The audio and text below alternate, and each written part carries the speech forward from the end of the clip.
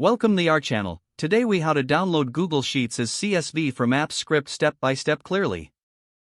Open your Google Sheets document. Click on Extensions in the menu. Select Apps Script from the drop-down. This will open the Google Apps Script editor. In the Apps Script editor, remove any code in the main file. Copy and paste the following code into the editor.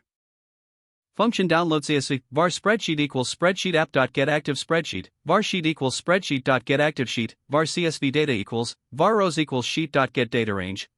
Name your project appropriately.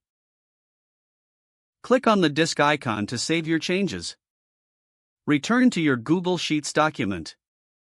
Click on Extensions, then hover over the Apps Script option. You should see your function name, Download CSV. Click on Download CSV to run the script. Authorize the script to access your Google Drive if prompted.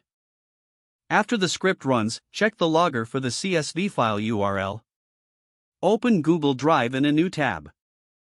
Locate the newly created CSV file by its name. Your Google Sheets data is now successfully downloaded as a CSV file. If the page does not load, refresh the browser or try again in a private or incognito window.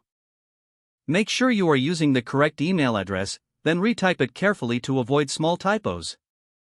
If your password is not accepted, use the reset option and create a new strong password you can remember. Check your spam folder for verification or security emails, then complete any requested confirmation steps. Enable two-factor authentication if available to improve account security and reduce unauthorized access risk.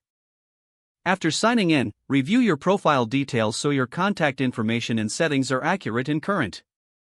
If you see an error message, note it down and try again after restarting your device and internet connection.